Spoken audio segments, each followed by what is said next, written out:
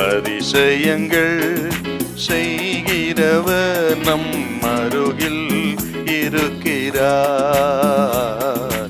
அற்புதங்கள் செய்கிறவர் என்றும் நமக்குள் வசிக்கிறார். மத்திய சுவிசேஷம் 17:8 வாசிங்க பார்க்கலாம். அவர்கள் தங்கள் கண்களை ஏறெடுத்து பார்க்கையில் இயேசுவை தவிர வேறொருவரையும் காணவில்லை. மறுரூப மலையிலே ஆண்டவராகிய இயேசு கிறிஸ்து பேதுரு, யோவான், யாக்கோபு 3 சீஷரை அழைத்து கொண்டு போனார். அவள் கண்களுக்கு முன்பாக மறுரூபமானார். மோசேயும் எலியாவும் இயேசுவோடு பேசுகிறவர்களாக காணப்பட்டார்கள். எருசலேம் நிறைவேற்ற போகிற சிலுவை மரணத்தை குறித்து பேசிக் கொண்டிருந்தார்கள் என்றெல்லாம் நம்ம பார்க்கிறோம். இந்த மகிமையான காட்சியிலே மோசே இருக்கிறார், எலியா இருக்கிறார், பேதுரு, யோவான், யாக்கோபு சீஷர்கள், ஆண்டவர் ஒரு மகிமையான காட்சி அனுபவிக்கிறார். இந்த காட்சியிலே தான் பக்தன் பேதுரு, ஆண்டவரே இங்க இருப்பது நல்லது, உமக்கு ஒரு கூடாரமும் எலியாவுக்கு ஒரு கூடாரமும் மோசே கூடாரம் போடுவோம் அப்படி சொன்னார். அப்படி சொன்ன உடனே என்ன நடக்குதுன்னா, அங்கே மேகம் நிழலிட்டது. அதுல இருந்து தேவன் பேசுறாரு, இவர் என் நேசகுமாரன், இவருக்கு செவி கொடுங்கள் என்கிற ஒரு சத்தத்தை கேட்டு முகம் குப்புற விழுந்தார். பிறகு மேகம் விலகிவிட்டது.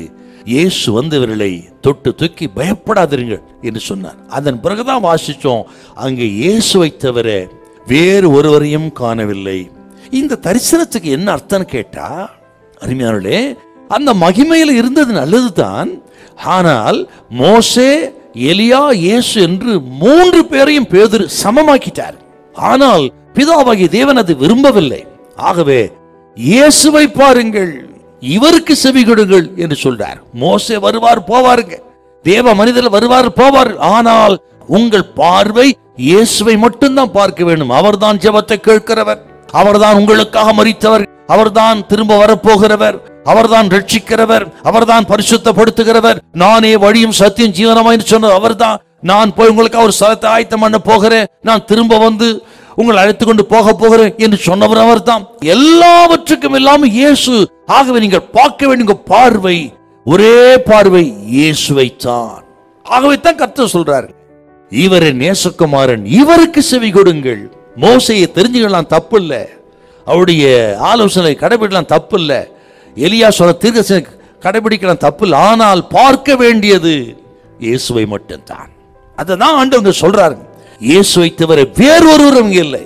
மோசேயும் எலியா வந்தார்கள், போயிட்டாங்க, இயேசுவே அங்க நிற்கிறார். இதை கேட்கிற அருமையான கர்த்தர் பிள்ளைகளே, பார்வை இயேசுவின் மேல் இருப்பதாக. மனிதர் உதவி செய்யலாம், தேவ மனிதர் உதவி செய்யலாம், ஆனால் நீங்கள் சார்ந்து கொள்ள வேண்டியது, பார்க்க வேண்டியது, கனப்படுத்த வேண்டியது, ஆராதிக்க வேண்டியது, ஜெபிக்க வேண்டியது இயேசுவிடத்தில். இயேசுவையே பாருங்கள். ஹல்லேலூயா, ஹல்லேலூயா.